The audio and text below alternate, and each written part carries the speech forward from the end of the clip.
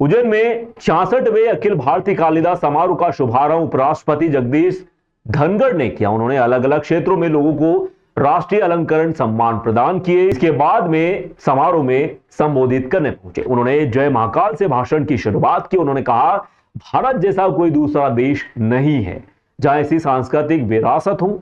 जो देश व समाज अपनी संस्कृति व सांस्कृतिक धरोहर को संभाल कर नहीं रखता, वो ज्यादा दिन नहीं टिकता। समारोह की अध्यक्षता राज्यपाल मांगूभाई पटेल ने की। मुख्यमंत्री डॉक्टर मोहन यादव, सांस्कृतिक पर्यटन एवं धार्मिक न्यास राज्य मंत्री धर्मेंद्र सिंह लोधी, कौशल विकास एवं रोजगार राज्य मंत्री व उज्जैन जिले के प्रभारी मंत्री गौतम टेटवाल भी कार्यक्रम में शामिल हुए। सारस्वत अतिथि राम जन्मभूमि तीर्थ क्षेत्र न्यास अयोध्या के कोषाध्यक्ष स्वामी गोविंद देव गिरी जी महाराज मौजूद रहे। 7 दिन तक चलने वाले समारोह का समापन 18 नवंबर को होगा। इस दौरान सांस्कृतिक कार्यक्रम होंगे। यहाँ राष्ट्रीय स्तर की कालिदास चित्र व मूर्तिकला प्रदर्शनी सुबह 10 बजे से रात 8 बजे तक देख सकते हैं। उपराष्ट्रपति ने कहा, कोई भी देश इस बात पर नहीं चलता कि हम अधिकारों पर जोर दें। हमें अपने दायित्वों से अधिकारों को संतुलित करना होगा। मन को टटोलिए, हम भारत के रहवासी हैं, राष्ट्र को सर्वोपरि रखते हैं। इसमें हर नागरिक को आहुति देनी होती है। आज की सरकार ने लोकसभा व राज्यसभा में 1/3 आरक्षण देकर महिला सशक्तिकरण को दर्शाया है। कालिदास की रचना में भी नारी शक्ति देखने को मिलती है। इन कृतियों में कुटुंब का ध्यान रखने की भी सीख छिपी हुई है। हमें पता होना चाहिए हमारे पड़ोस में और हमारे समाज में कौन है। मां कवि कालिदास की कर्म भूमि में आज इस पावन अवसर के हर पल को मैं जीवन भर यादगार रखूंगा। मेरे लिए ये अविस्मरणीय और सदा स्मरणीय गौरव का पल रहेगा। ये वही धरा है जहां सांदीपनी आश्रम में भगवान श्री कृष्ण ने अपनी शिक्षा दीक्षा ग्रहण की थी। कवि कालिदास को आकर यहां ज्ञान की प्राप्ति हुई और भर्तृहरि को ज्ञान का प्रकाश मिला।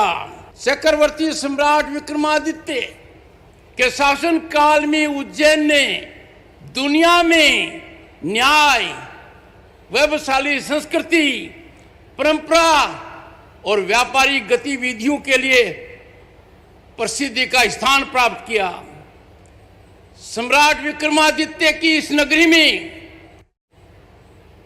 एक अद्वितीय न्याय का केंद्र बना जो विश्व विख्यात हुआ।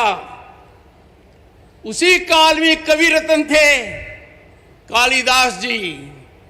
वे कवि कुलगुरु थे, यानी समग्र कवि समुदाय के वो गुरु थे, कुलगुरु। अद्यापि तत्तुल्य कवेर अभावात् अनामिका सार्थवती बभूव। ऐसा संपूर्ण विश्व में कोई कवि हुआ ही नहीं जिसकी तुलना कालिदास के साथ की जाए। यह हमारी संस्कृति का डिंडिम है। यदि आप भारत को जानना चाहते हैं तो आपको कालिदास को जानना पड़ेगा। यह अत्यंत आवश्यक बात है। कालिदास के अत्यंत महनीय 7 कृतियों में जब हम रघुवंश की ओर आते हैं, अब मेरे सामने तो कालिदास का वितान खड़ा है।